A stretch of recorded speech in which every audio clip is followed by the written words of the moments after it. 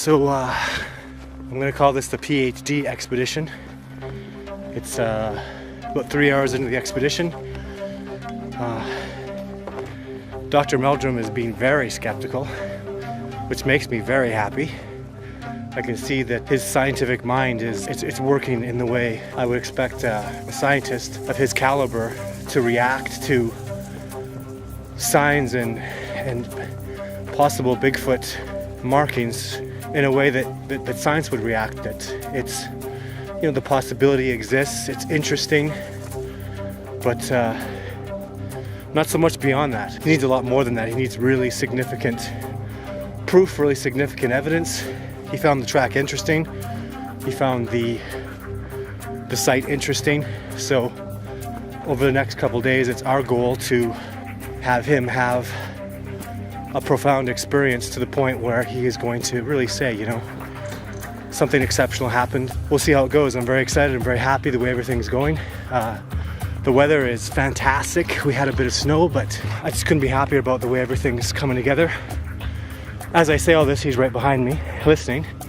So no secrets here. The apples are all but 2 have been taken. I'm really happy about that. And I'm very excited to see what happens tonight. I would expect it to be as good a night as I've ever had. It's October. I expect these guys to be around and put on a good show for our PhD. Just hours away. Here it comes.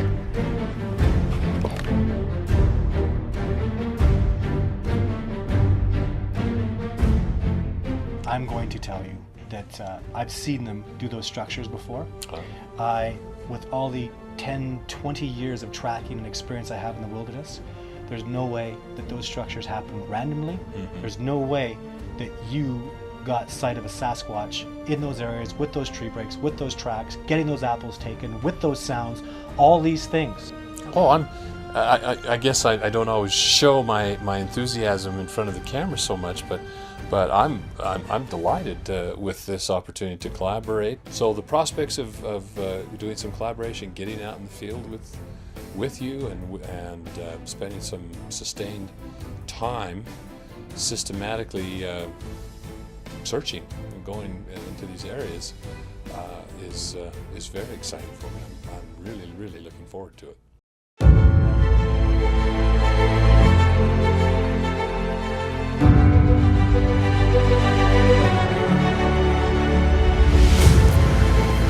For the past 10 years, I've been conducting expeditions, documenting chronicles, and interviewing people pertaining to the subject of Sasquatch.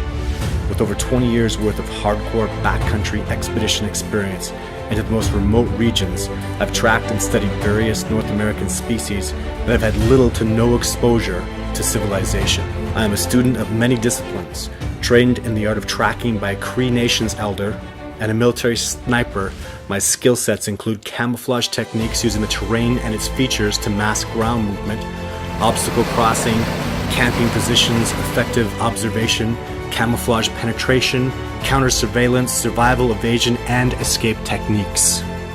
I've been able to see for the first time some complete segments of Todd Standing's filming of Sasquatches, and I'm firmly convinced that he has filmed Sasquatches and that what he has portrayed in his documentary are indeed very close portraits, in fact, of the Sasquatch face. They are clearly some of the most astounding photos of Sasquatch in existence. I must say that sitting and watching these videos in contrast to still images, the still images that I was familiar with before we've gotten acquainted here personally, especially that video of the devil, as you refer to him, the dark-faced individual. I can't look at that image and not feel that I'm looking into the eyes of a living creature. That's very exciting. I've often imagined what it would feel like to actually gaze into the face of a Sasquatch eventually. And I must say that experience of watching that film on the laptop was as close to that